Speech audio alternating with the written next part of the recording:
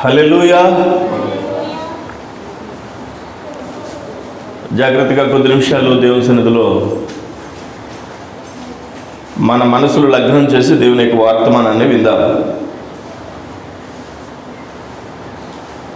December 2023 సంవత్సరం గత 2 ఆదివారాలుగా మనం క్రిస్మస్ వర్తమానాలు వింటున్నాం. మొదటి ఆదివారం క్రిస్మస్ వర్తమానం మీకు గుర్తుందా? సమాధానకర్త అనేటువంటి వర్తమానాన్ని మనం విన్నాం. ఈ 5 వారాలు క్రిస్మస్ వర్తమానాలే ఇస్తాను అని చెప్పాను. మొట్టమొదటి ఆదివారం సమాధానకర్త అనేటువంటి అద్భుతమైన క్రిస్మస్ వర్తమానాన్ని మనం విన్నాం. 2వ ఆదివారం భయపడకుడి అనేటువంటి క్రిస్మస్ వర్తమానాన్ని మనం విన్నాం. ఇది 3వ ఆదివారం. ఈ వారం కూడా ఒక చక్కని క్రిస్మస్ వర్తమానాన్ని మనం విందాం.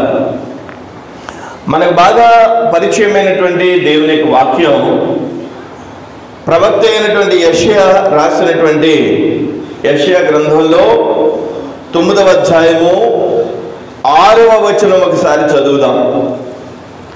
యెషయా గ్రంథము 9వ అధ్యాయము 6వ వచనం ఒకసారి చదువుదాం. ఏలయనగా మనకు శిశువు పుట్టెను, మనకు కుమారుడు అనుగ్రహింపబడెను, ఆయన భుజము మీద రాజ్య భారముండును. ఆశ్చర్యకరుడు, ఆలోచనకర్త, బలవంతుడైన దేవుడు, నిత్యుడగు తండ్రి, సమాధానకర్తయగు అధిపతి అని అతనికి పేరు పెట్టబడును. ఈ వచనం నుండి ఈరోజు కొద్ది నిమిషాలు మరొక వర్తమానం, క్రిస్మస్ వర్తమానాన్ని మనం విందాం. సాధారణంగా క్రిస్మస్ దినాలలో ఈ వచ్చిన భాగాన్ని చదివించకుండా ఎక్కడా క్రిస్మస్ మరి ముగించబడడం అనేది చాలా అరుదు. ఏలయనగా మనకు శిశువు పుట్టెను, మనకు కుమారుడు అనుగ్రహింపబడెను, ఆయన భుజం మీద రాజ్యభారం ఉండును. మనకి శిశువు పుట్టడం ఏంటి, మనకు కుమారుడు అనుగ్రహించబడడం ఏంటి, ఆయన భుజం మీద రాజ్యభారం ఉండడం ఏంటి అనే విషయాలు మనం కూలంకుషంగా తరువాత దినాల్లో మనం ధ్యానం చేద్దాం. మనం ఇప్పటికే కొన్నిసార్లు ఆ వచ్చిన భాగాన్ని టచ్ చేసాం. కానీ ఇదే వచనంలో 4వ లైన్ చూస్తే ఆశ్చర్యకరుడు, ఆలోచనకర్త, బలవంతుడైన దేవుడు, నిత్యుడగు తండ్రి, సమాధానకర్తయగు అధిపతి అని అతనికి పేర్లు పెట్టబడును. కాదు, పేరు పెట్టబడును. ఇవన్నీ కలిపి ఒకే ఒక పేరుగా సింగులర్ నెంబర్ అక్కడ వ్రాయబడింది. మనం ఆయనకుండేటువంటి పేరులో సమాధానకర్త అనేటువంటి వర్తమానాన్ని ఆల్రెడీ వినేసాం మనం, అవునా? గుర్తుందా? ఇక ఈరోజు ఆయనకుండేటువంటి పేరులో ఆశ్చర్యకరుడు, ఆలోచనకర్త, బలవంతుడైన దేవుడు, నిత్యుడగు తండ్రి, సమాధానకర్త అధిపతి అనేటువంటి ఆ పేరులో ఆలోచనకర్త అనేటువంటి మాటను ఈరోజు పరిశీలన చేద్దాం. దేవునికి స్తోత్రం కలుగును గాక. హల్లెలూయా. అందరూ ఒకసారి బిగ్గరగా హల్లెలూయా చెప్తారా? ఇంకా దగ్గరగా చెప్తారా? హల్లెలూయా, హల్లెలూయా. ఆలోచనకర్త ఎవరికి పెట్టబడినటువంటి పేరుది? మనము ఎవరినైతే రక్షకుడు, ఎవరైతే కన్య మరియ గర్భాన పుట్టాడో, ఎవరైతే ఈ లోకంలో సిలువలో మరణించడానికి మానవాళి రక్షణ కోసం ప్రాణం పెట్టాడో, ఆ ప్రభువైన యేసు క్రీస్తుకి ఆలోచనకర్త అనే పేరు బైబిల్లో ఇవ్వబడింది. పేరేంటి? ఆలోచనకర్త. ఈ పేరు ఇవ్వడంలో ఉన్న ప్రత్యేకత, ఈ పేరు ఇవ్వడంలో ఉన్న ఒక ప్రాధాన్యత ఈరోజు మనం ఒకంత పరిశీలన చేయాలి. ఆలోచనకర్తట ఎవరు చెప్పండి? యేసయ్య ఎవరు? ఆలోచనకర్త. ఎవరికి? మనకి ఆలోచనకర్త. ఎవరైతే మనకు శిశువు పుట్టెను అని అంటారో, ఎవరైతే మనకి కుమారుడు అనుగ్రహించబడిను అని అంటారో, ఆయన ఆలోచనకర్తగా ఉన్నాడట. దేవునికి మహిమ కలుగును గాక. ఆలోచనకర్త అసలు ఎందుకని ఆయన ఆలోచనకర్తగా ఇక్కడ మనందరికీ కూడా పరిచయం అవుతున్నాడు అని అంటే ఒక ప్రత్యేకమైనటువంటి కారణం ఉంది. చాలా వివరణ కూడా బైబిల్ గ్రంథం నుంచి మనం గమనించవచ్చు. ఇక్కడ మనం చూస్తే 16వ కీర్తనలో దావీదు అంటాడు, కీర్తన 16 7వ వచనంలో దావీదు అంటాడు, నాకు ఆలోచనకర్త అయిన యెహోవాను స్తుతించెదను అని అంటాడు. నాకు ఆలోచనకర్త అయిన యెహోవాను స్తుతించెదను అని అంటాడు. అంటే దావీదుకి ఆలోచనకర్త ఎవరన్నమాట? చెప్పండి. దేవుడే. దేవుడే దావీదుకి ఆలోచనకర్త. ఆలోచనకర్త అంటే ఆలోచన చెప్పేవాడు. జాగ్రత్తగా వినాలి. ఆలోచన చెప్పడం అవసరమా? ఆలోచన మనం పొందడానికి, ఆలోచించే ఆ ఆలోచన మనకి చెప్పడానికి ఒకరు ఉండడం అనేది అవసరమా? అవసరమే. అవసరమే. చూడండి, ఇదే కీర్తనల గ్రంథం మనం 16వ అధ్యాయం 7వ వచనం చూసాం. ప్రక్కనే సామెతల గ్రంథం ఉంటుంది. ఒకసారి చూడండి, సామెతల గ్రంథం పరిశీలన చేస్తే 15వ అధ్యాయంలో వ్రాయబడినటువంటి ఒక మాట మనం పరిశీలన చేయొచ్చు. సామెతల గ్రంథం 15వ అధ్యాయము 22వ వచనం చదవండి. ఆలోచన చెప్పువారు లేని చోట ఉద్దేశములు వ్యర్థమగును. వింటున్నారా? ఆలోచన చెప్పేవారు ఎక్కడైతే లేరో, ఆలోచన చెప్పేవారు ఎవరికైతే లేరో వారి యొక్క ఉద్దేశాలు వ్యర్థమైపోతాయట. వారి ఉద్దేశాలు వ్యర్థమైపోతాయట. అంటే ఆలోచన మనకి చెప్పడానికి, దేవుడు మనకి ఆలోచనకర్త అయి ఉండడానికి ప్రాధాన్యత చాలా ఉందన్నమాట. దేవునికి స్తోత్రం కలుగును గాక. ఈరోజు మనం పరిశీలన చేస్తే ఆలోచన చెప్పేవారు లేకపోతే మనకు ఒక ఉద్దేశం ఉన్నా ఆ ఉద్దేశం వ్యర్థమైపోద్దట. మీరు గమనించారా? ఎవరి మాట వినండి బాబు. అసలు ఎవరి మాట విండో. ఏది అనిపిస్తే చెప్పండి అది చేసేస్తాడు. ఎవరి ఆలోచన పట్టించుకోడు, ఎవరి మాట వినడు, ఎవరి ఆలోచన పట్టించుకోడు. ఏది తోస్తే చెప్పండి చెప్పండి అలా చేసేస్తాడు. మూర్ఖుడండి వాడు అంటారా? ఎవరు చెప్పినా విండో, ఎవరి ఆలోచన పట్టించుకోడు. అసలు చెబుదామనంటే కదా విండ కదా, మూర్ఖుడు అని ఎవరి ఆలోచనను పట్టించుకోనటువంటి వ్యక్తులను గురించి సమాజం అంటదా? ఇక్కడ వాక్యంలో మనం చదువుతున్నాం, నా ప్రభు అయిన యేసుక్రీస్తుకి ఒక పేరుంది. ఆ పేరు ఏంటంటే ఆలోచనకర్త. చెప్పేవారు లేకపోతే మనకు ఉన్న ఉద్దేశం వ్యర్థమైపోద్ది అని బైబిల్ చెప్తుంది. ఆలోచన చెప్పేవారు మనకు కావాలట. బంగారు పళ్ళానికైనా గోడ కావాలి, అవునా కాదా? బంగారు పళ్ళానికైనా జారేయడానికి గోడ కావాలి.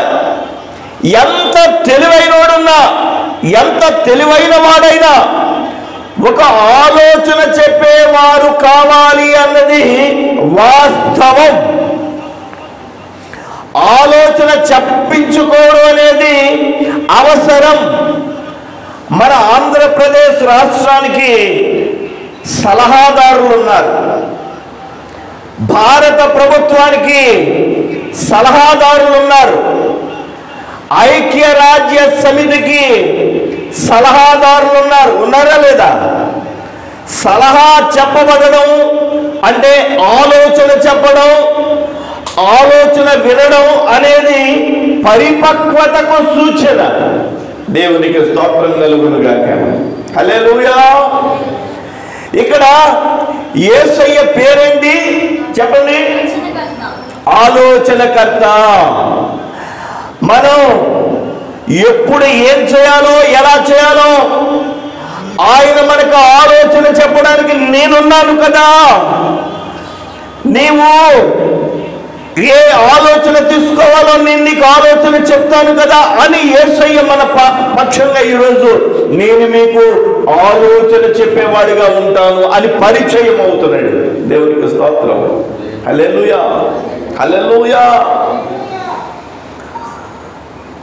ఆలోచన 20 సామెతల గ్రంథం 24వ అధ్యాయం ఒకసారి చూడండి. సామెతల గ్రంథము 24వ అధ్యాయము 6వ వచనం చూడండి ఒకసారి. వివేకము గల నాయకుడవై యుద్ధము చేయుము, ఆలోచన చెప్పువారు అనేకులుండుట రక్షణకరము. దేవునికి స్తోత్రం. ఏడి మనకి ఎవరున్నారు? ఆలోచన చెప్పేవాళ్ళు కొంతమంది మనకుంటే అది రక్షణకరమని వాక్యం చెప్తోంది. మామూలు వ్యక్తి రాయలేదు, మహాజ్ఞానం కలిగినటువంటి సొలొమోను రాసినటువంటి మాట ఇది. దేవునికి స్తోత్రం కలుగును గాక. మీకు ఆలోచనకర్త ఒకళ్ళు ఉండాలి. ఎందుకంటే ఎంత తెలివైనోడన్నా తెలివైనటువంటి ఏంటిది వలలో పడిందంట.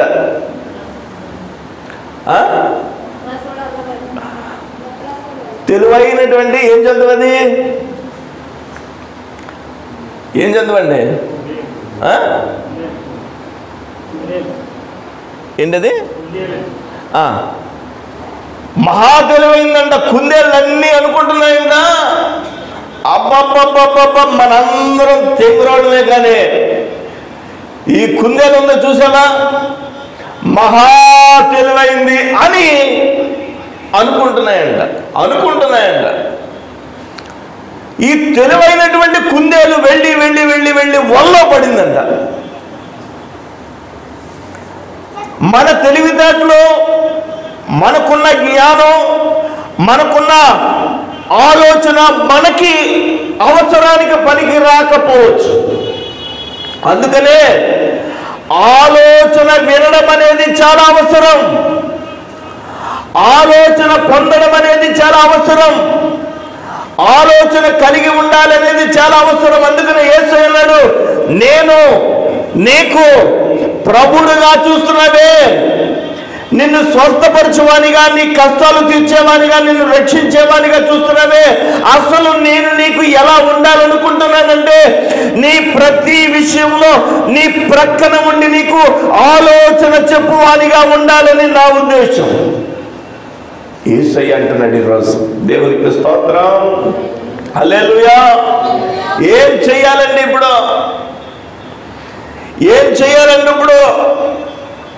చాలా రోజుల క్రితం ఏలూరులో ఒక పార్కులో కూర్చున్నాను. బహుశా పిల్లల కోసం కాలేజీ చదువుతున్నప్పుడు వెళ్ళిన సందర్భం ఏంటో సరిగా గుర్తులేదు, కానీ అవి కూర్చున్నప్పుడు నాతో పాటు ప్రక్కన ఒక వైట్ డ్రెస్ వేసుకుని ఒక ఆయన కూర్చున్నాడు. చాలా హుందాగా ఉన్నాడు, చాలా హుందాగా ఉన్నాడు. బహుశా లెనిన్ బట్టలు వైట్ అండ్ వైట్ వేసుకుని, చక్కని షూ వేసుకుని, మంచి ఖరీదైన స్పెట్స్ పెట్టుకుని ఆయన కూర్చున్నాడు, హుందాగా ఉన్నాడు. ఆయన సెల్ ఫోన్లో ఏదో చూసుకుంటున్నాడు. నేను కూడా అక్కడ కూర్చుని నేను కూడా ఏదో ఆలోచిస్తున్నా. కొంతసేపటికి అక్కడికి ఒక వ్యక్తి వచ్చాడు. ఆ వ్యక్తి అంటున్నాడు, భుజాన సంఖలో ఒక పెట్టె ఉంది, ఆ పెట్టెలో చిలక ఉంది. చిలక జ్యోత్స్యం చెప్తాను అని అన్నాడు. నా ప్రక్కన కూర్చున్నాడే ఆయన అంటున్నాడు పిలిచి, ఇటులా. నేను ప్రక్కనే కూర్చున్నాను, అది సోఫా లాగా ఉంది, దాని మీద ఈ చివరి నేను కూర్చున్నాను, ఆ చివరి ఆయన కూర్చున్నాడు. ఆయన దగ్గరికి ఆ పెట్టి తీసుకుని ఆ చిలక జోస్యం చెప్పి ఆయన వచ్చాడు. ఇతను అంటున్నాడు, ఏమయ్యా ఇలాగా నేను ఒక పని చేయాలనుకుంటున్నాను, ఆ పని చేయొచ్చో చేయకూడదో ఒక మాట నాకు తెలియాలి. నువ్వు చెయ్యొచ్చో చేయకూడదో జోస్యం చెప్పవయ్యా అంటే, నేను చెప్పనండి బాబు, నా చిలక చెప్పుద్దండి బాబు, ఆ చిలకేతో చెప్పించవయ్యా. అక్కడ కొన్ని మరి ప్రింట్ చేయబడినటువంటి కార్డ్స్ ఉన్నాయి, ఆ కార్డులు పెట్టాడు. చిలక పెట్టులోంచి తలుపు తీస్తే బయటకు వచ్చింది, అందులోంచి ఒక బుక్క తీసింది, అతనికి ఇచ్చింది, అతను చదివాడు, ఏదో చెప్పాడు. నేను ఇక్కడ అంటాను, బాగా తెలివితేటలుగా హుందాగా చాలా గంభీరంగా కనిపించినటువంటి ఆ వ్యక్తికి ఒక ఆలోచన అవసరమైంది. ఆ ఆలోచన ఎవరిని అడుగుతున్నాడో తెలుసా? ఒక పక్షిని అడుగుతున్నాడు. చెప్పండి చెప్పండి. ప్రభు అంటున్నాడు, నేను నీకు ఆలోచనకర్తనై ఉంటాను. ఎప్పుడైనా నువ్వు ప్రభువుని ఈ విధంగా చూసావా? ఈ కోణంలో చూసావా? క్రిస్మస్ అంటే ఏంటి? క్రిస్మస్ అంటే మనం కొత్త బట్టలు వేసుకోవడము, కొత్త పిండి వంటలు వండుకోవడము, లేదా పెద్ద హడావిడి చేయడము మాత్రమే కాదు. క్రిస్మస్ అంటే క్రీస్తు యేసు ప్రభువుని నాకు ఆలోచన చెప్పేవాడైన సలహాదారుడు అని గమనించగలగడం. దేవునికి స్తోత్రం. ఆలోచన ఎవరు అడుగుతారో తెలుసా? అలా అందరిని అడగరు, బాగా అంతరంగికులను అడుగుతారు కదండి. ఎవరు పడితే వాళ్ళతో మనం షేర్ చేసుకోలేం. ఎవరు పడితే వాళ్ళతో మనం చెప్పలేం మనకునేటువంటి విషయాలు.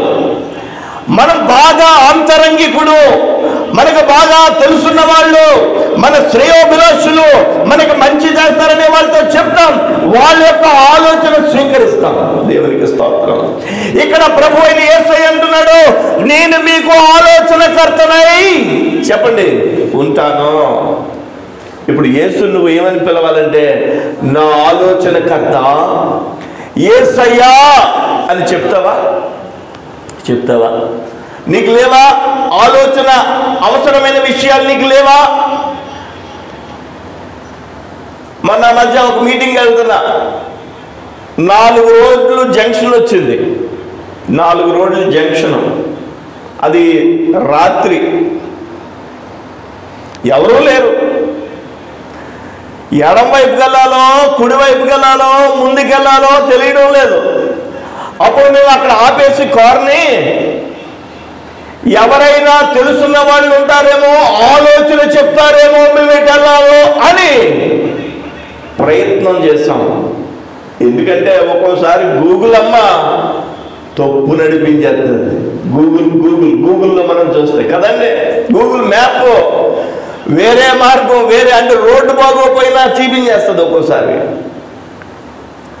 ఈరోజు ఆలోచనకర్త అయి ఉండాలి యేసు మనకి.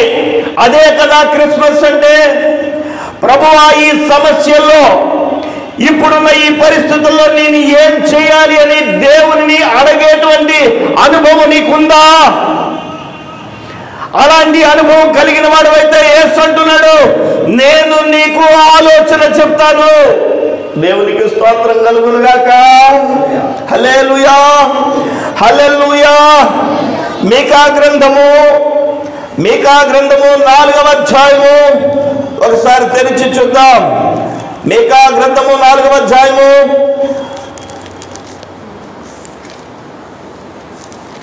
9వ వచనం చూద్దాం. ఎవరు నన్ను అంటున్నారా? కాసంత బాగానే చెప్పొచ్చు కదా, కేకలు ఎందుకు వేస్తున్నావు నన్ను అంటున్నారా? నీవెందుకు కేకలు వేయుచున్నావు? ఎవరిని అంటున్నారో ఈ మాట 8వ వచనం చదివితే తెలుస్తుంది.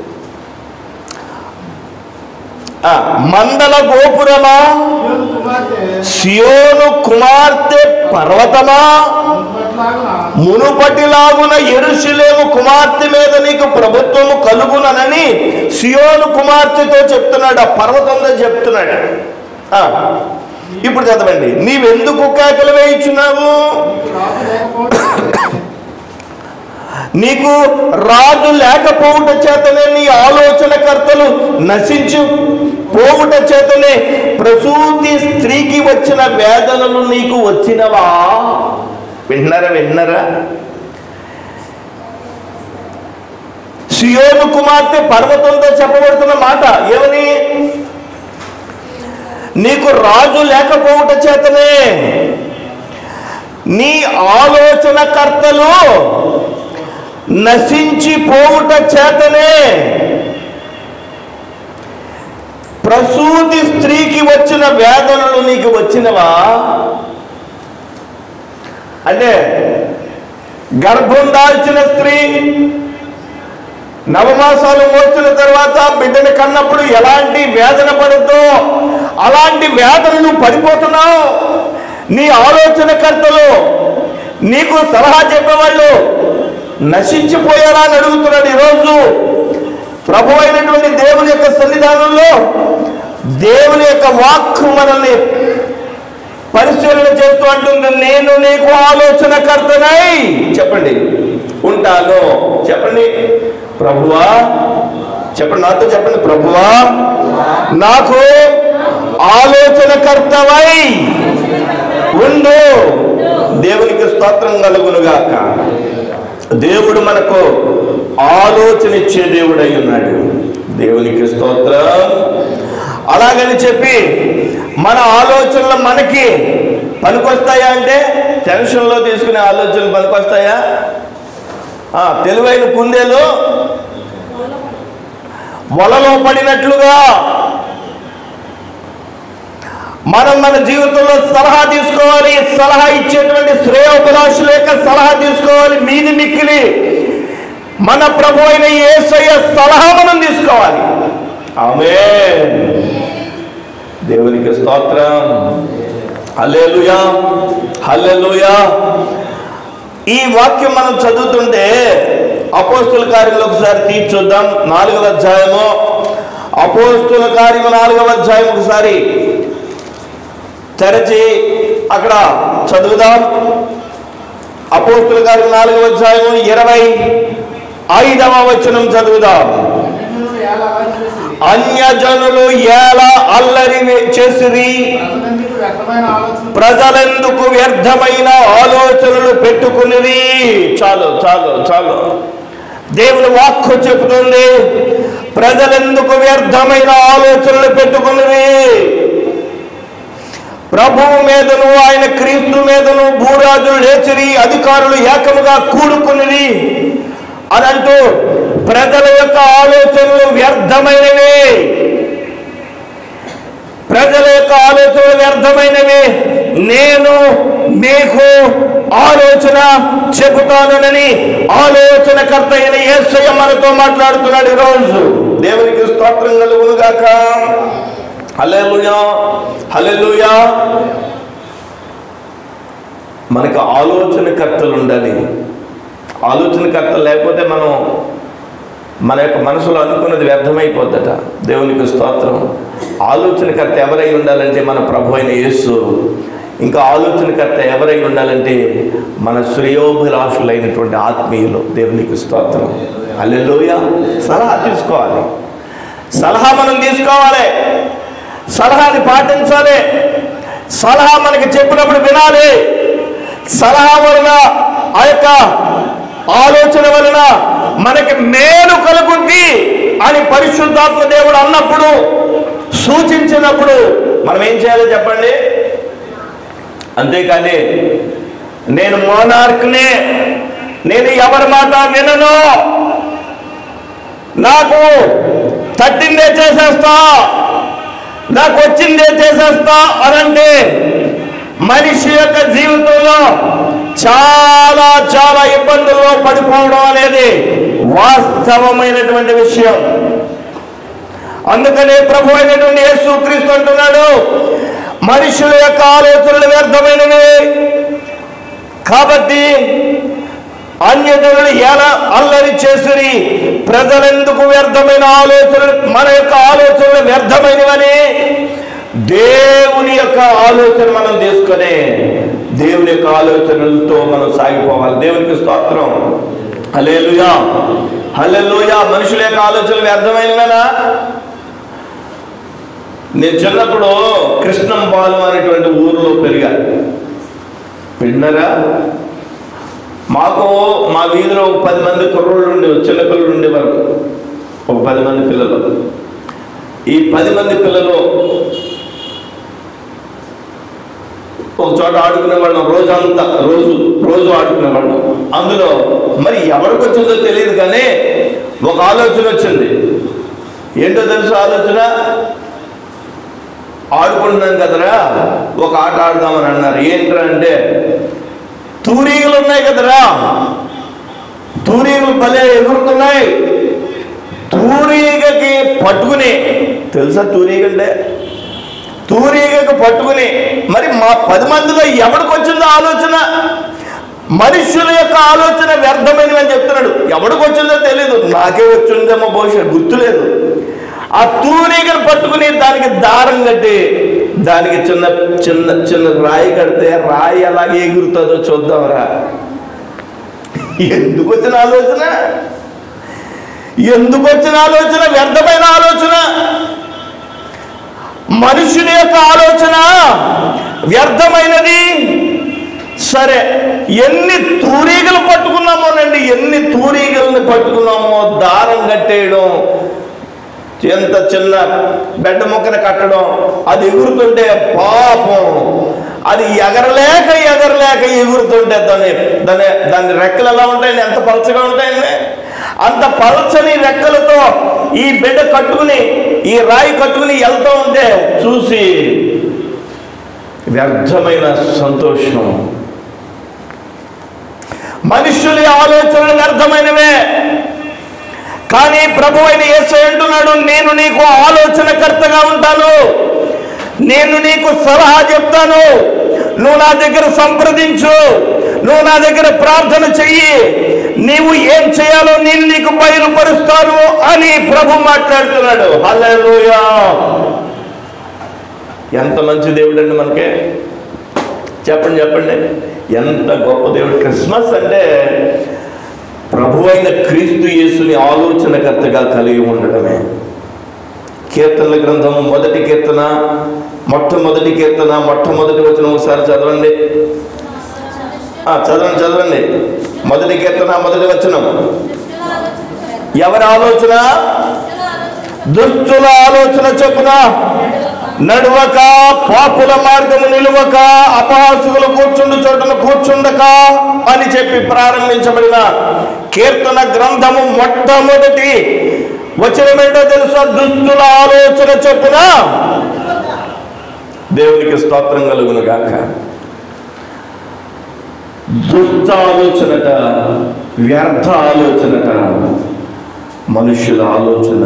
కానీ మన ప్రభు అయినటువంటి క్రీస్తు యేసు మనకి ఇచ్చేటువంటి ఆలోచన చెప్పండి, మనల్ని నిత్య రాజ్యానికి నడిపించేటువంటి ఆలోచన. దేవునికి స్తోత్రం కలుగును గాక.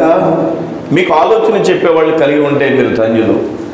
నేను అంటాను మనకు ఆలోచన చెప్పేవారు మనకు అవసరం. మీకు ఒక మంచి దైవజనుడు నీ ఆలోచన అడిగేటువంటి సంఘంగా ఉంటే అది మీకు ధన్యత. దేవునికి స్తోత్రం. దైవజనుడికి కూడా ఆలోచన అవసరం. నేను చాలా విషయాల్లో ఇక్కడే కూర్చొని మా చిన్నక్క దగ్గరికి వెళ్ళి సలహా అడుగుతాను. ప్రార్థనాపూర్వకంగా కొన్ని సలహా. కొంతమంది దైవజనులు నాకు బాగా క్లోజ్గా ఉండేటువంటి కొంతమంది దైవజనులు ఉన్నారు. వాళ్ళకి మాత్రమే ఫోన్ చేసి సలహా అడుగుతాను. ప్రార్థనాపూర్వకంగా దేవుని సన్నిధిలో, ప్రభు యొక్క సన్నిధిలో మనం చేసినటువంటి ప్రతి ప్రార్థనకు దేవుడు చెప్పండి సలహా ఇచ్చి మనల్ని నడిపించి, ఆయన ఆలోచన ఇచ్చి మనల్ని నడిపించి మనము ఎలా నడవాలో ఆయన సహాయం చేస్తాడు. ఎందుకంటే మనుషుల యొక్క ఆలోచనలు దుష్టాలోచనలట, మనుషుల యొక్క ఆలోచనలు వ్యర్థమైన ఆలోచనలట. కాబట్టి యేసుక్రీస్తు ప్రభుని మనం ఏం చేయాలంటే ఆలోచనకర్తగా కలిగి ఉండాలి. ఆమేన్. ఆలోచన మనం పొందాలంటే కొద్దిసేపు కూర్చోవాలి కదా ఇద్దరు. మన ప్రభువు మనం కూర్చుంటున్నామా? మన ప్రభువు మనం కొద్దిసేపు వాక్యం మనం చదువుతున్నామా? బైబిల్ ఆదివారం తీసుకొచ్చాక మళ్ళీ ఆదివారం వరకు మీ బైబిల్ని చూడలేనటువంటి వాళ్ళు ఇక్కడ ఎవరన్నా ఉన్నారా? అలా ఉండకూడదని మనసారా ఆశిస్తున్నాను. నేను ప్రతిరోజు ఆ మాటకు వస్తే రోజుకి చాలాసార్లు నా బైబిల్ గ్రంథపు జిప్పు విప్పుతాను, వాక్యాన్ని చదువుతాను. దేవునికి స్తోత్రం కలుగును గాక. ఆలోచన చెప్తాడు ప్రభు మనకి, ఆలోచన ఇస్తాడు ప్రభు మనకి. ఆయన ఉట్నే ఆయన ఎక్కడో ఆకాశంలో ఉండి మనం ఇక్కడుండి నేను నీకు దేవుడిగా ఉంటానని వదిలేలా. నేను నీకు ప్రతి విషయంలో. ఎంత గొప్ప మాట అండి ఇది. ఈ మాట మీకు ఆదరణ కలగడం లేదా? ఈ మాట నా మాట వినడానికి, నాకు సలహా చెప్పడానికి ప్రభు సహాయం చేస్తాడని ఒక మాట వినడం. ఆదివారం దేవుడు మాట్లాడుతుంటే ఏదో ఒక మాట ద్వారా దేవుడు నిన్ను ప్రత్యేకించి నీతోటే మాట్లాడతాడు. దేవుని వాక్యం ద్వారా దేవుడు నీతో మాట్లాడతాడు. ఇదిగో నేను నీకు ఆలోచన ఇస్తున్నాను అన్నట్టుగా పరిశుద్ధాత్మ ప్రేరేపిస్తాడు. తీరా ఆ పార్కులో ఆయన అడిగింది ఏంటో తెలుసా? నేను ఏ బిజినెస్ పెట్టాలి, బిజినెస్ చేద్దాం అనుకుంటున్నాడు అతను. 2-3 బిజినెస్లు చెప్పి ఏ బిజినెస్ పెడితే బాగుంటుంది. ఎవరిని అడుగుతున్నాడు చెప్పండి? ఒక అల్పమైనటువంటి పక్షిని. ఈరోజు ప్రభు అంటున్నాడు, నేను నీకు ఆలోచనకర్తగా ఉంటాను. దేవునికి స్తోత్రం. హల్లెలూయా, హల్లెలూయా, హల్లెలూయా. ఆలోచనకర్తగా నేను నీకుంటాను. దుష్టుల ఆలోచన చెప్పు నడవద్దు, వ్యర్థమైన ఆలోచనలు పెట్టుకోవద్దు. ప్రభు అయిన క్రీస్తు యొక్క ఆలోచనలు కలిగి ఉండు. దేవుని యొక్క సంఘము, దేవుని యొక్క వాక్యము అనేటువంటి ఆలోచన ద్వారా నువ్వు క్షేమముగా ఉండు. నా చిన్నప్పుడు పప్పు వీరాంజనేయులని ఒక అబ్బాయి ఉండేవాడు, గుర్తుందా? ఆ అబ్బాయికి ఒక ఆలోచన వచ్చింది. మా వయసుడే. ఆడికి వచ్చిన ఆలోచన ఏంటంటే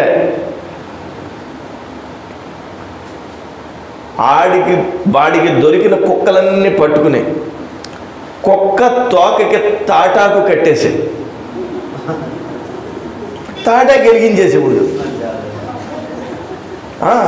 ఆడికి వచ్చిన ఆలోచన అది. మేము అప్పుడు చూసి ఆ కుక్క వెనకాల మండుతుంటే ఆ తాటాకు ఈడుస్తుంటే శబ్దం వస్తుంది కదా, వస్తుందా? ఆ శబ్దానికి పరుగు.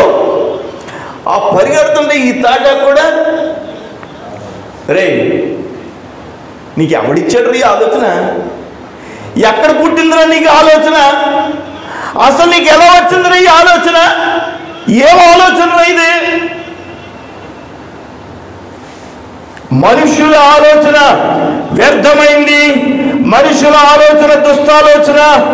మనము ప్రభువైన యేసు యొక్క ఆలోచన కలిగి ఉండాలి. ఆయనను ఆలోచనకర్తగా మనం కలిగి ఉండాలి.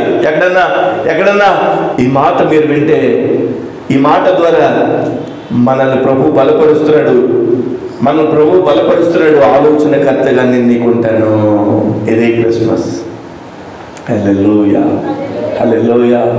మనం ఇంట్లో కూర్చుని మనం ఆయనతో గడపాలి. దేవునికి స్తోత్రం. అప్పుడు ప్రభు మనకు ఆలోచన చెప్తాడు. ఆమేన్. హల్లెలూయా, హల్లెలూయా. ప్రభు అయిన యేసుక్రీస్తు ఈ లోకంలో మహిమను విడిచిపెట్టి కన్య మరియకు గర్భాన్ని పుట్టాడు కదండి. పుట్టాడా? మరియ గురించి మొన్న మనం చదువుకున్నాం. ఏమని? మామూలు స్త్రీ కాదు మరియా అని చెప్పి చదువుకున్నాం. ఒకవేళ మీరు వినకపోతే సమాధానకర్త మరియు భయపడుకుడే అనే 2 క్రిస్మస్ వర్తమానాలు మీరు వినండి. మీరు వినడమే కాదు, ఈ వర్తమానాలు మీరు ఏం చేయాలంటే మీకు తెలుసున్న వాళ్ళకి షేర్ చేయాలి. దేవునికి స్తోత్రం. చెప్పండి, ప్రభుని వాక్యం అందించండి. దేవునికి స్తోత్రం కలుగును గాక. ఈరోజు ప్రభు మాట్లాడుతున్నాడు, నేను నీకు ఆలోచనకర్తనై ఉంటాను. యేసయ్య కన్య మరియ గర్భాన్ని పుట్టిన తర్వాత 33.5 సంవత్సరాలు ఈ లోకంలో ఉన్నాడు. 30 సంవత్సరాలు వాళ్ళ అమ్మ నాన్నతో ఉన్నాడు. యేసయ్య చేసిన ఆ పని వడ్రం పని చేశాడు యేసయ్య. ఎందుకంటే యోసేపు వడ్రం పని చేశాడు కాబట్టి యేసయ్య కూడా హెల్ప్ చేశాడు. యేసయ్య చేసిన పనిముట్లు ఎప్పటికీ భూమి మీద జాగ్రత్త పరిచి ఉన్నాయి. దేవునికి స్తోత్రం. వాళ్ళ అమ్మ వాళ్ళ నాన్న దగ్గర 30 సంవత్సరాలు తల వగ్గి లొంగి వాళ్ళతో పాటు ఉండి వాళ్ళ మాట చెప్పు చేతల్లో ఉన్నాడు. ఆయన చేసినటువంటి ఆ పనిముట్లు భూమి మీద ఎప్పటికీ ఉన్నాయి.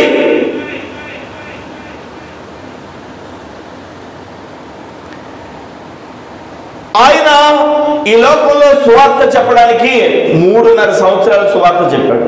33.5 సంవత్సరాల్లో చివరి 3.5 సంవత్సరాల్లో 12 మందిని ఎన్నుకున్నాడు ఆయన. 12 మందిని శిష్యుల్ని. అందులో ఒక శిష్యుడి పేరు చెప్పండి, చెప్పాలి. అందులో ఒక శిష్యుని పేరు చెప్పాలి, అందరూ చెప్పాలి. అందులో ఒక శిష్యుని పేరు పేతురు పేరు చెప్పచ్చు కదండి. ఇస్కరియోతు యోధా పేరు ఎందుకు చెప్పారు మీరు? మీ మనసు ఎందుకు వెళ్ళిందట్టు? కరెక్టే, మీరు చెప్పింది వాస్తవమే. ఎందుకంటే మిగతా 11 మంది ఒక తీరు, ఈ యోధా ఒక్క తీరు. యోధాని గురించి వాక్యంలో ఏముందో తెలుసా? చూడండి, యోహాను సువార్త 13వ అధ్యాయము, యోహాను సువార్త 13వ అధ్యాయము 2వ వచనం చదువుదాం. వారు భోజనము చేయుచుండగా ఆయనంటే నేను ఇప్పుడు ఎవరినైతే ప్రకటిస్తున్నానో ఆ ఆలోచనకర్త అయిన యేసుక్రీస్తు ప్రభువుని ఆయనను అప్పగింపవలెనని సీమోను కుమారుడగు ఇస్కరియోతు యూదా హృదయములో అపవాది ఇంతకు ముందు ఆలోచన పుట్టించి ఉండెను. ఎవరు పుట్టించారట ఈ ఆలోచన? ఎవరికి? ఇస్కరియోతు యూదాకి. యేసు ప్రభు ప్రక్కనే ఉన్నాడు కదా, యేసు ప్రభుతో ఉన్నాడు కదా. పైగా యేసు ప్రభు దగ్గర శిష్యులందరితో అన్నాడు, నేను వచ్చిన కానుకలన్నీ నా దగ్గర పెట్టుకుంటానని. యోధా దగ్గరే ఫైనాన్షియల్ మినిస్టర్గా ఉన్నాడు. యోధా దగ్గరే ఆ యొక్క ధనానికి సంబంధించిన విషయాలన్నీ చూసుకున్నాడు యోధా. ఈ యోధా అంత స్థితి యేసుక్రీస్తు ప్రభు దగ్గర ఉంటే అపవాది వచ్చి, సాతాను వచ్చి ఎవరికి సలహా ఇచ్చిందంట? యేసు ప్రభు ఎన్నుకున్న 12 మంది శిష్యుల్లో ఒకడైన యోధాకే సలహా ఇచ్చింది. ఈరోజు ఆ యోధ ఏం చేశాడో తెలుసా? యేసుని అప్పగించుదాం అనే ఆలోచన అపవాదిస్తే, నా ప్రభు అయిన యేసుని అప్పగించడానికి ఇదిగో నాతో పాటు ప్రార్థన ఎక్కడ చేసుకుంటాడో యేసు అక్కడికి రండి, మీరు గెస్సమనే తోటలో చేసుకుంటాడు, మీకు తెలియదు కదా దారి, నన్ను ప్రతిరోజు తీసుకెళ్తాడు, ఆ గెస్సమనే తోటలో ఉన్నాడు, రండి రండి అని. అక్కడ అందరూ ఒకే డ్రెస్లో ఉంటారు కదా, ఒకే డ్రెస్లో ఉంటే గుర్తుపట్టగలమండి. స్కూల్కి వెళ్ళిన తర్వాత రోజు చూసే మీ పిల్లల్ని స్కూల్ వదిలిపెట్టేసిన తర్వాత గేట్ దగ్గర నిలబడి మీ పిల్లల్ని చూసుకోవడానికి అంత ఈజీగా దొరికేస్తారండి? యూనిఫారంలో ఉన్నవాళ్ళు అందరూ ఒకే యూనిఫార్మ్ వేసుకుని పిల్లలు వచ్చేస్తున్నారు అనుకోండి, అక్కడ నిలబడి ఏడు మనోడు ఈడనా ఈడు కాదు, ఆడినా ఆడు కాదు, మనలాగే మనోళ్ళగినా నడుస్తున్నాడు కానీ ఆడు కాదు, ఈళ్ళగినా ఈడు కాదు, ఈడు మనోళ్ళగినా చివుడు ముక్క వేసుకున్నాడు, ఈడు కాదు అదుగు ఆడు అని చెప్పి ఇంత సమయం పడుతుంది మన పిల్లోడిని మనం గుర్తు చేసుకోవడానికి. యూదులు ఒకే విధమైనటువంటి డ్రెస్లో ఉన్నప్పుడు యోధ అన్నాడు, నేను యేసుని మీరు గుర్తించలేరు కదా, నేను వెళ్ళి యేసుని గుర్తుపట్టడానికి యేసుకు ఒక ముద్దు పెడతా. నేను ఎవరికైతే ముద్దు పెట్టానో ఆయనే యేసు. పట్టేసుకోండి అంతే, పట్టేసుకుని మీ ఇష్టం చంపేసేయండి. ఎంత ఇస్తారు? రేట్ ఎంత? రేటు మాట్లాడుకుని అపవాది చేత ఆలోచన పొంది యేసుని అప్పగించేశాడు, అమ్మేశాడు. యేసు అంటున్నాడు, నేను నీకు ఆలోచనకర్తనై ఉంటాను. దేవునికి స్తోత్రం, హల్లెలూయా. చూడండి ఇర్మియా గ్రంథం ఒకసారి చూడండి. ప్రవక్త అయినటువంటి ఇర్మియా గ్రంథం 18వ అధ్యాయము, ఇర్మియా గ్రంథం 18వ అధ్యాయము ఒకసారి తెరిచి చూడాలి. 12వ వచనం ఒకసారి చదువుదాం. అందుకు వారి నీ మాట నిష్ప్రయోజనము. ప్రజలు అన్నారంట, నీ మాట నిష్ప్రయోజనము, మేము మా ఆలోచన చొప్పున నడుచుకుంటాం, మేమందరము మా మూర్ఖ హృదయము చొప్పున ప్రవర్తిస్తాం అని అంటారంట. దేవుడు ఆలోచన చెప్తుంటే నీ ఆలోచన మాకు అక్కర్లేదు, నీ ఆలోచన మేము వినం, మాకు ఆలోచన రాదా, మాకు తెలివితేటలు లేవా అని మూర్ఖంగా ప్రవర్తిస్తారట. ఈరోజు ఆలోచన చెప్పు వారి యొక్క ఆలోచన గైకొనక సర్వశక్తి కలిగినటువంటి దేవుని యొక్క ఆలోచన మానవాన్ని వినక ఈ లోకానికి పరలోక రాజ్యం నుంచి మహిమను విడిచిపెట్టి శరీరధారిగా వచ్చిన యేసయ్య ఆలోచనకర్తగా ఉన్నాడన్న విషయం గమనించగా ఒత్తిడికి లోనై, సమస్యకు లోనై, చివరికి నిత్య రాజ్యానికి కోల్పోయి, శాశ్వతమైనటువంటి రాజ్యాన్ని కోల్పోయి నిత్య నరకాగ్నికి వెళ్ళిపోతున్న మానవాళి యేసు అంటున్నాడు, నేను నీకు ఆలోచనకర్తగా ఉన్నాను. దేవునికి స్తోత్రం, హల్లెలూయా. ఆలోచనకర్తగా ఉన్నాను. ప్రజలు అంటున్నారండి ఇక్కడ, నీ ఆలోచన మాకు ఎందుకు లేవయా, మా ఆలోచన చొప్పున నడుచుకుంటాం, మేమందరం మా మూర్ఖ హృదయం చొప్పున ప్రవర్తించుకుంటాం, నీకు ఎందుకులే. ఇదే ఇర్మియా గ్రంథం 32వ అధ్యాయం ఒకసారి తీసి చూద్దాం. 32వ అధ్యాయము 19వ వచనం ఒకసారి చదువుదాం. ఇర్మియా గ్రంథం 32వ అధ్యాయము 19వ వచనం. ఆలోచన విషయంలో ఎవరంటున్నారు ఈ మాట? భక్తుడైన ఇర్మియా. ఆలోచన చెప్పే విషయంలో నీవే గొప్పవాడవు. ఎంత ఈ స్టేట్మెంట్ చూసారా? మన ప్రభు అయిన యేసయ్య దగ్గర మనం ఆలోచన తీసుకుంటే మన ప్రభు అయిన యేసుక్రీస్తు యొక్క సన్నిధానంలో ఆయన వాక్యం ద్వారా ఆలోచన తీసుకుంటే, లేదా ప్రార్థించేటువంటి దైవజనుని యొక్క ఆలోచన తీసుకుంటే, ప్రార్థించేటువంటి విశ్వాసుల యొక్క ఆలోచన మనం తీసుకుంటే, ఆలోచనట చెప్పండి, ఆలోచనట ఎలాంటిదట? గొప్పదట. ఆలోచన విషయంలో నీవు గొప్పవాడవు. నీవు గొప్పవాడవు కాదు, నీవే గొప్పవాడవు. ఈరోజు మిమ్మల్ని నేను అడుగుతున్నాను దైవజనునిగా, అసలు మీకు ఆలోచనకర్త అంటూ ఉన్నాడన్న విషయం గమనించారా?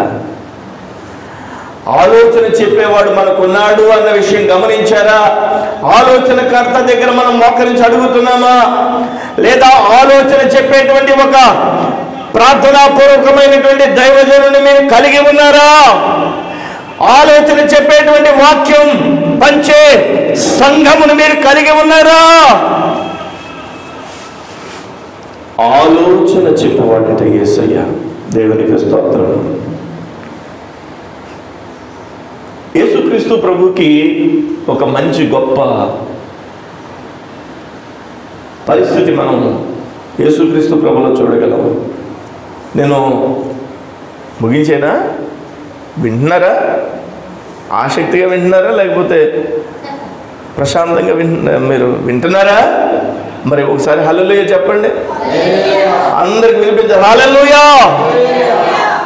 పిల్లలు మీ మాట వినకపోతే ఏ సౌండ్లో మీరు ఇంటి దగ్గర అరుస్తారో ఆ సౌండ్లో హల్లెలూయా చెప్పాలి. చెప్పండి ఇప్పుడు హల్లెలూయా. Very good. దేవునికి స్తోత్రం. యేసయ్య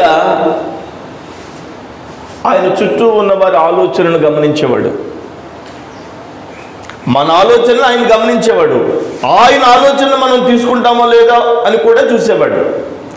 మన ఆలోచనలు ఆయన్ని తెలుసుకునేవాడు. చూడండి లూకాసు వార్త 5వ అధ్యాయంలో, లూకాసు వార్త 5వ అధ్యాయంలో కొన్ని మాటలు మీకు నేను చూపించి ముందుకు వెళ్ళిపోతాను. లూకాసు వార్త 5వ అధ్యాయము 22వ వచనం చదవండి ఒకసారి.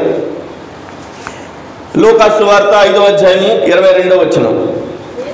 యేసు వారి ఆలోచన ఎరిగి, యేసు వారి ఆలోచన ఎరిగి. మరలా చదువుతున్నాను, యేసు వారి ఆలోచన ఎరిగి. ఇక్కడ సంఘటన ఏంటో మీకు క్లుప్తంగా చెప్పేస్తాను. ఒక మనుషుల్ని ఇంటి మీద నుంచి కిందకి దించారు యేసు ప్రభు ఉన్న చోట. గుర్తొచ్చిందా? మంచం మీద ఇంటి మీద నుంచి కిందకి దించారు. ఇంటి మీదకి నుంచి కిందకి దించితే యేసు అన్నాడు, ఆ యేసు ప్రభు దగ్గరకు వచ్చిన వాడిని ఏమనాలి? పక్షవాతం కలిగిన వాడిని దించారు. ఏమనాలి? పక్షవాతం కలిగిన వాడిని యేసు ప్రభు దగ్గరికి దించితే ఏమనాలి? యేసయ్య బాబా బాగు చేసేస్తాను, బాబా చెయ్యేసి ప్రార్థన చేస్తాను అనాలా? అనాలా వద్దా? ఆ మాత్రం తెలియలేదండి యేసుబాబుకి. అన్నాడు క్షమించాను పో అన్నాడు. ఇలాగే అన్నాడు. వీళ్ళు ఎంత ప్రయాసపడి తీసుకొచ్చారు. మంచం మీద పడుకోబెట్టి తీసుకొస్తే పైకి ఎక్కితే ఒరే వదిలేస్తారంటారా మీరు? ఇలాగైనా మంచం మీద బతుకుదాం అనుకుంటున్నాను. మరి పడేయం లేవయా, ఒరే గట్టిగా పట్టుకుంటారు, తాళ్ళు వేసి వదిలేస్తారు ఏమో రా బాబు, కింద జనాలు ఉన్నారు, ఒరే నన్ను మీరు అందుకనే మీ వెంట నేను రానన్నాను అని అనుండడా. మొత్తం మీద తీసుకొచ్చారు, దించారు. అంత ప్రయాసపడి దించితే యేసయ్య బాబా నిన్ను బాగు చేసి వెళ్ళిపో అనాలా? యేసయ్య అంటున్నాడు క్షమించాను పో.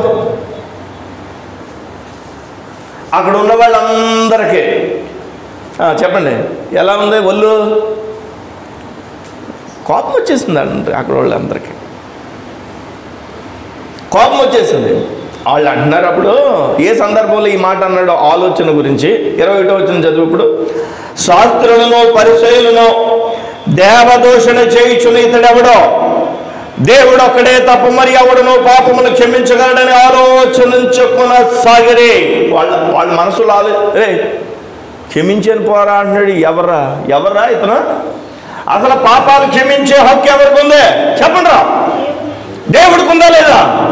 అవును, దేవుడికే ఉంది. మరి ఇతను ఎవర్రా పాపాలు క్షమించాలని అంటున్నాడు యేసుబాబు? ఆ పరిసయ్యుల యొక్క ఆలోచన ఎరిగి చూసారా వారి మనసుల్లో అనుకుంటున్న ఆలోచన నా ప్రభు అయిన యేసయ్య ఎరిగి, అంటే మన హృదయాల్లో ఉన్న ఆలోచన మన ప్రభువు చూస్తాడా చూడ్డా? ఆలోచన ఎరిగి అప్పుడు అంటున్నాడు ఈ మాట, వారి ఆలోచన ఎరిగి మీరు మీ హృదయంలో ఏమి ఆలోచించుకుంటున్నారా? ఇక్కడ గ్రాంధికంగా ఉంది. అబ్బాయి ఏం మీరు ఆలోచిస్తున్నారు? వాడుక భాషలు ఇంతే కదా.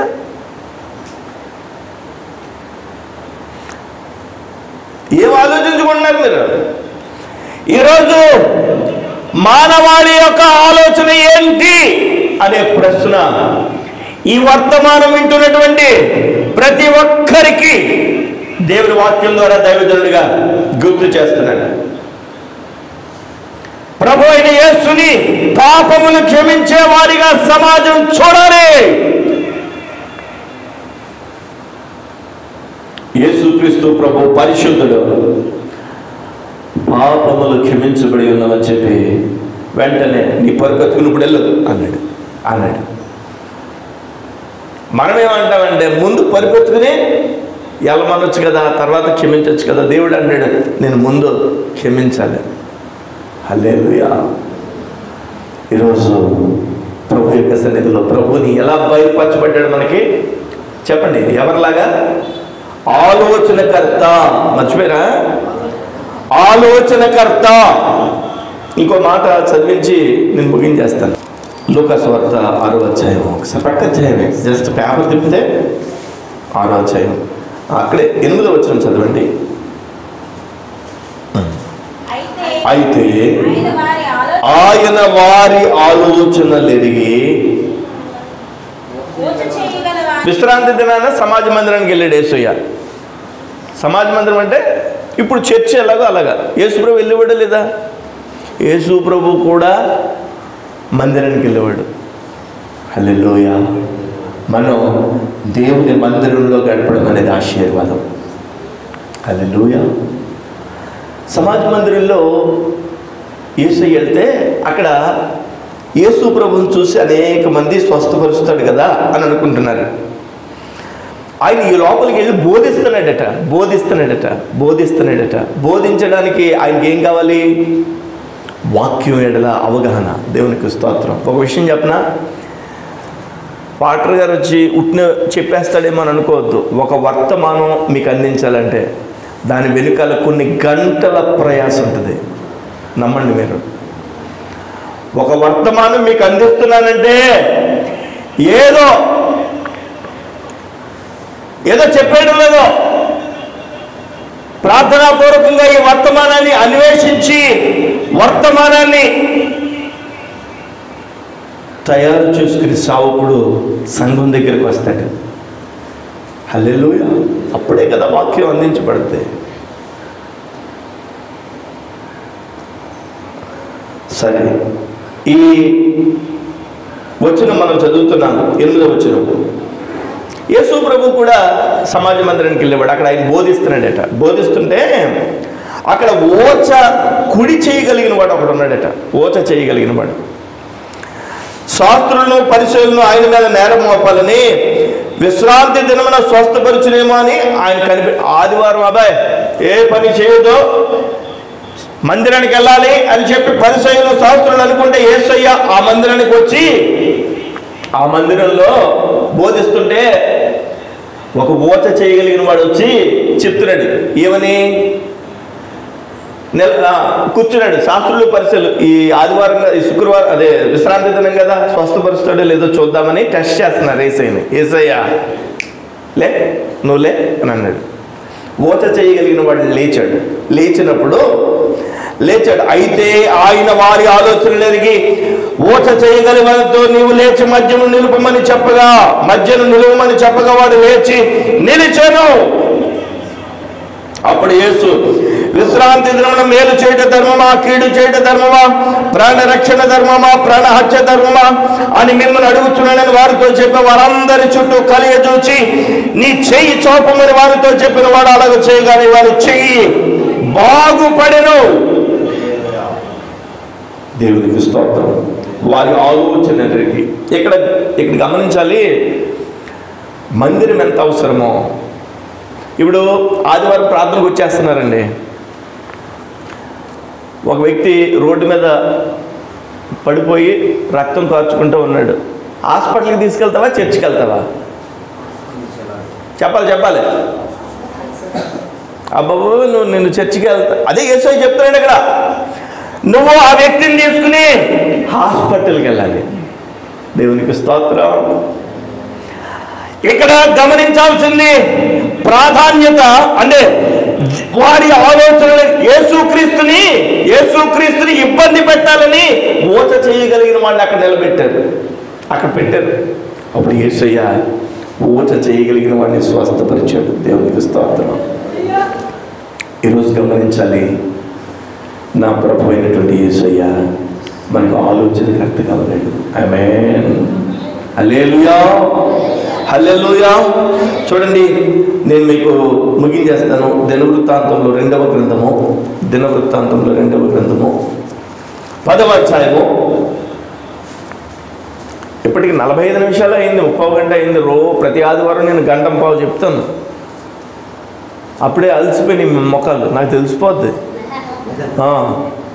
హల్లెలూయా.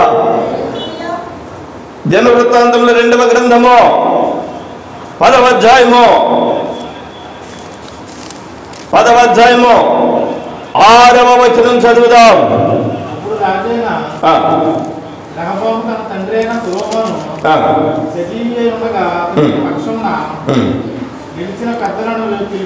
పిలిపించి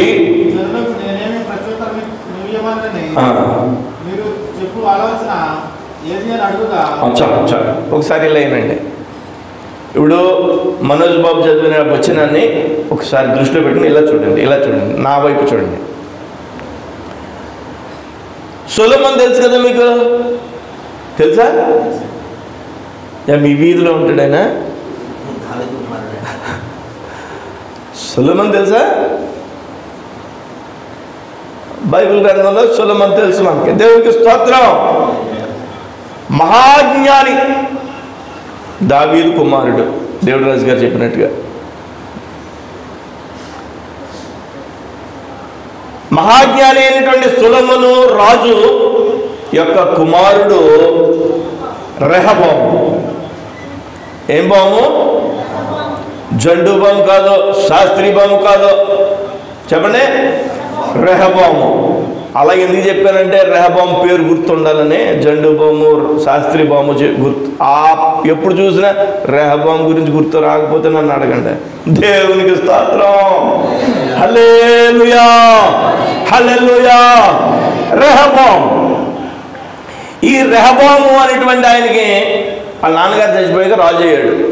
సొలొమోను చచ్చిపోయాక ఒక సమస్య వచ్చింది.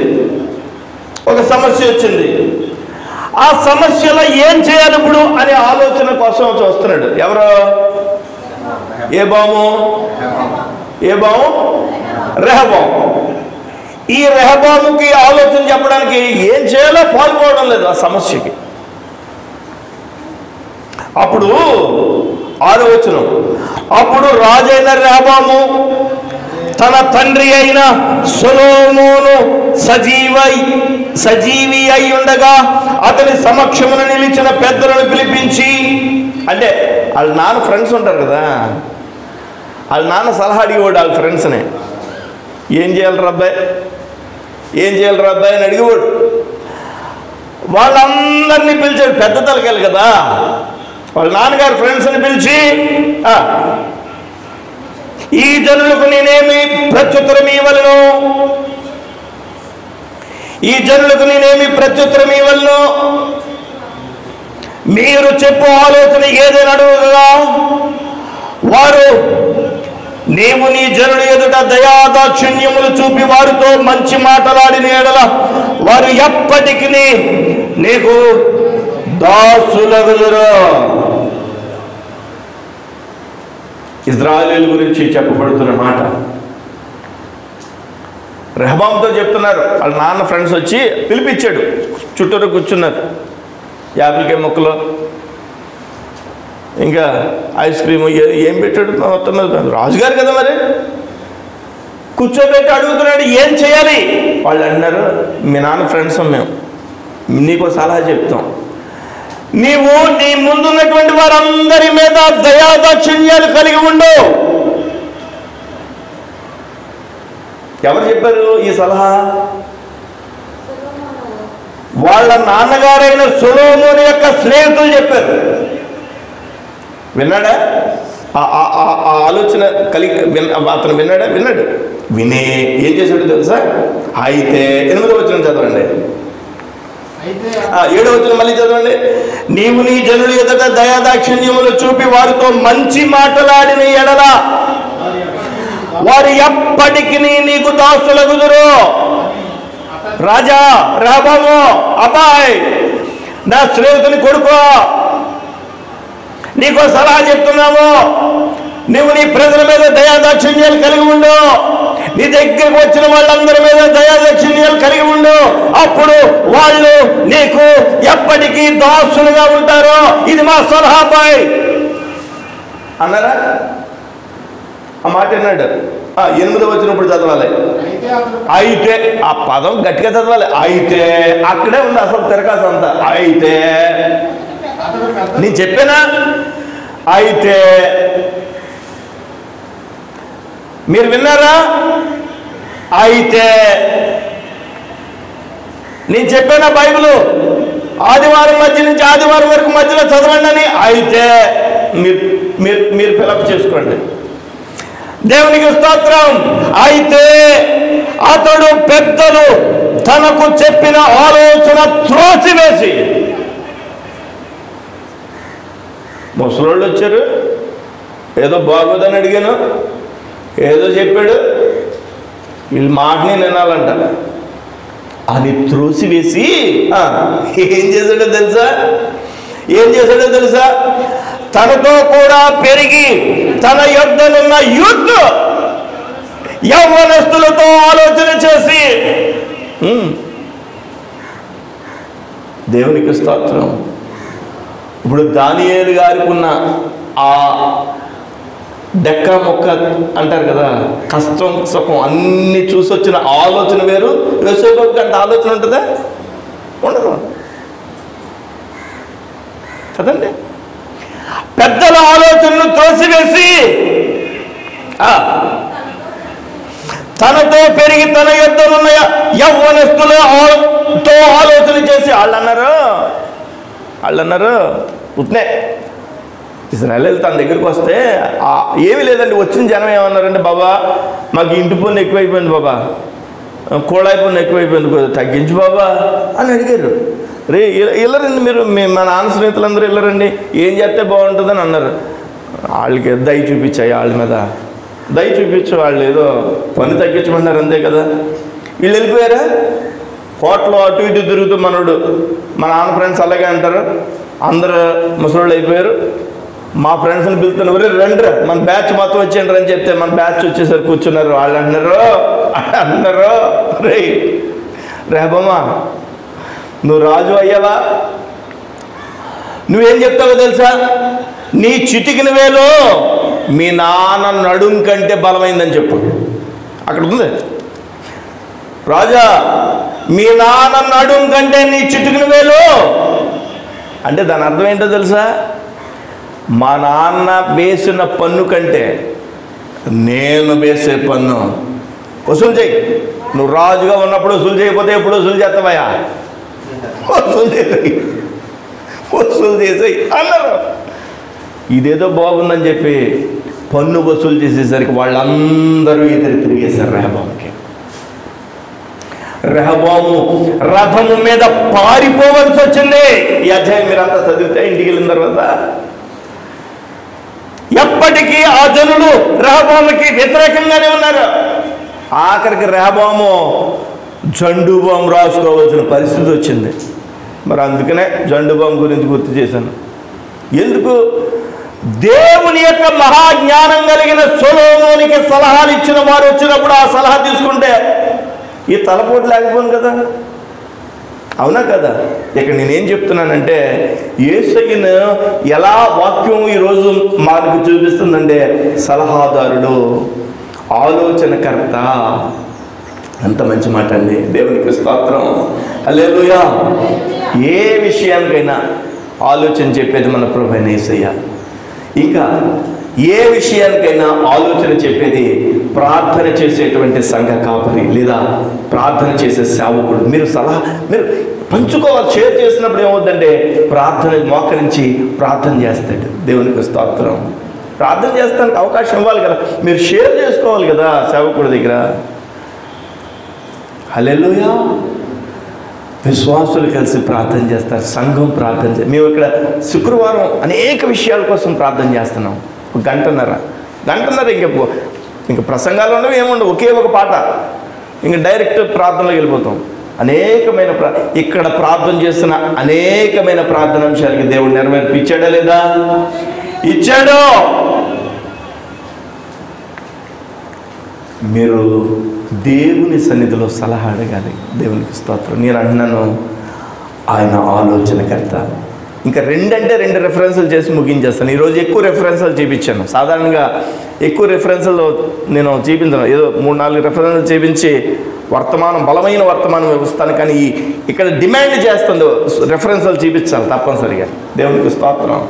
కీర్తనల గ్రంథం 32వ కీర్తన.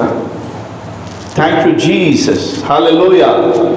32వ కీర్తన 8వ వచనం.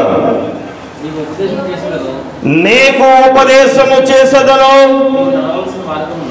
నీవు నడవవలసిన మార్గమును నీకు బోధించెదను, నీ మీద దృష్టి ఉంచి నీకు ఆలోచన చెప్పేదను. ఎవరంటున్నారు ఈ మాట? దేవుడు అంటున్నాడు. నీకు నేను ఉపదేశం అంటే ఏంటో తెలుసా? బహిరంగ సభలో వాక్యం చెప్పేటప్పుడు ఏమంటారు తెలుసా దాన్ని? నేను బహిరంగ సభకి వెళ్తాను, అక్కడ మాట్లాడే విధానం ఒకలా ఉంటుంది. సంఘంలోకి వచ్చినప్పుడు సంఘంలో ఉపదేశం ఇస్తారు. ఉపదేశం అంటే ఏంటో తెలుసా? అమ్మ లోపలికి తీసుకెళ్ళి బిడ్డకి పెడుతుంది, అది ఉపదేశం లాంటిది. బయట ఫంక్షన్కి మన పిల్లోడిని తీసుకుని వెళ్ళామనుకో, అందరితో పాటుగా మన పిల్లోడికి ప్రత్యేకంగా ఉండదు కదా. సంఘములో ఒక సువార్త దొరికితే, బయట సువార్త సభలో సువార్త లభిస్తే సంఘంలో ఉపదేశం లభిస్తుంది. అందుకనే ఆదివారం ఆరాధన ఎంతో శ్రేష్టమైంది. ఇప్పుడు చూడండి, అంటున్నాడు, నేను నీకు ఆలోచన చెప్తాను. దేవుడు అన్నాడు. కీర్తన గ్రంథం 73 చివరి వచనం ఇది. 73వ అధ్యాయము కీర్తన 73 24. నీ ఆలోచన చేత నన్ను నడిపించదవో. దేని చేత నన్ను నడిపిస్తావు? నీ ఆలోచన చేత నన్ను నడిపిస్తావు. తరువాత మహిమలో నీవు నన్ను చేర్చుకుందువు. మహిమలో చేరాలంటే ఏం చేయాలి? ముందు ఆయన ఆలోచన చెప్పులు నడవాలి కదా. మహిమలో చేరాలి అనే ఆశపడిన ప్రతి ఒక్కరూ కూడా ఏం చేయాలి? ఆయన ఆలోచన చెప్పులు నడవాలి. ఈరోజు నా మాటలు ముగిస్తున్నాను. ప్రభుతో ఒక మాట చెప్పి వెళ్ళాలి. ఎంత మంచి అంతరంగికుడు అయ్యావు. నాకు నువ్వు ఆలోచన చెప్తావా? ఆదివారం వాక్యం వింటున్నప్పుడు వాక్యం ద్వారా మాట్లాడి ఆలోచన చెప్తానంటాడు. ప్రార్థనలో ఉన్నప్పుడు స్వరం వినిపిస్తాడు, స్వప్నం ద్వారా మాట్లాడి ఆలోచన చెప్తాడు. ఇంకా నువ్వు వాక్యం చదువుతున్నప్పుడు వాక్యం ద్వారా ఆలోచన చెప్తాడు. ఆయన ఆలోచన చెప్పువాడై ఉన్నాడు. దేవునికి స్తోత్రం కలుగును గాక. ఆయన ఆలోచన బయలుపరుస్తాడు. దేవుని యొక్క సేవకుని ద్వారా ఆలోచన ఇస్తాడు. సంఘము ద్వారా దేవుడు ఆలోచన ఇస్తాడు. దేవునికి స్తోత్రం. ఇప్పుడు చెప్పండి, నిజమేనండి, నాకు ఒక ఆలోచన కావాలి, నేను ప్రభు సన్నిధిలో ప్రార్థన చేస్తాను అనే పరిస్థితులు మీకున్నాయా? హల్లెలూయా, హల్లెలూయా, హల్లెలూయా. ఏ అమ్మాయిని చేసుకోవాలి? ప్రభు దగ్గర ఆలోచన అడగాలి. హల్లెలూయా, హల్లెలూయా. ఇప్పుడున్న పరిస్థితుల్లో ఏం చేయాలి? ప్రభు దగ్గర ఆలోచన చేయాలి. మన బిజినెస్ ఆశీర్వదించబడ్డానికి ప్రభు దగ్గర ఆలోచన అడగాలి. దేవునికి స్తోత్రం. సేవ అభివృద్ధి కోసం నేను ప్రభు దగ్గర ఆలోచన అడగాల. పరిచర్య ఆశీర్వదించబడ్డానికి నేను ప్రభు దగ్గర ఆలోచన అడగాలి. నేను బొబ్బరికాయలు తీసుకొచ్చాను. ఏంటి అలా చూస్తారు? బొబ్బరికాయలు తెలుసా? కూరగాయలు కొట్టుకెళ్ళి బొబ్బరికాయలు. ఏంటి అలా చూస్తారు? బొబ్బరికాయలు చూడలేదు మీరు? తెలుసు కదా, బొబ్బరికాయలు మంచి లేతగా ఉన్నాయి, తెచ్చాను. మా పాస్టర్ అమ్మ నేను తెచ్చిన వారం రోజుల వరకు అలా ఉంచేసింది. మరి బెండకాయలు ముదిరినట్టు అవి కూడా ముదురుతాయో లేదో నాకు తెలియదు. ముదురుతాయండి దావిదరాజు గారు? వందనాలండి. పొద్దున్న 5 గంటలకు లేచి ఫోన్ చూస్తుంది ఆవిడ. ఏంటి ఫోన్ చూస్తున్నావు అని అడిగాను. బొబ్బరికాయల కూర ఎలా వండాలని యూట్యూబ్లో చూసి వండుతామని. సరే, నేను 2-3 బొబ్బరికాయల కూర ఎలా వండాలని నేను వెతికి ఆవిడ వాట్సాప్కి నేను పంపించాను. అది అలా వండాలంటాను. కూర ఎలా వండాలో ఆలోచన కావాలి కదా. అంతే, చిన్నదానికి ఆలోచన కావలిస్తే చెప్పండి. మన ప్రతి అవసరానికి ఆలోచన ఇచ్చేవాడు మన ప్రభు యేసయ్య. చప్పట్లు కొట్టి పోయి ప్రభువుని స్తుతించండి. హల్లెలూయా. ఎస్, కొడితే చప్పుడు తప్పట్లు కొట్టద్దు. మీరు మామూలు ఏదో అలా టప్ప చప్పట్లు కొట్టండి ప్రభుకి. హల్లెలూయా, హల్లెలూయా. మోకరించి ప్రభు సన్నిధిలో అడుగుదామా? ఈ పదం చెప్పండి. నా ఆలోచనకర్తమైన యేసయ్య, నా ఈ బ్రతుకులో నాకున్న ఈ పరిస్థితుల్లో నేనేం చేయాలో అర్థం కావండి. విషయాలు ఉన్నాయి. నేను ఎవరిని సంప్రదించాలి? చిలకని సంప్రదించాలా? నేను వెళ్ళను. నేను లోకంలో ఉన్న వాళ్ళ దగ్గరికి వెళ్ళాలా? వెళ్ళను. నీ మందిరంలో ఉన్నాను, నువ్వు సలహా చెప్పయ్యా. ప్రార్థన చేయి, మోకరించి ప్రార్థన చేయి. దయచేసి నోరు తెరిచి ప్రార్థన చేయి.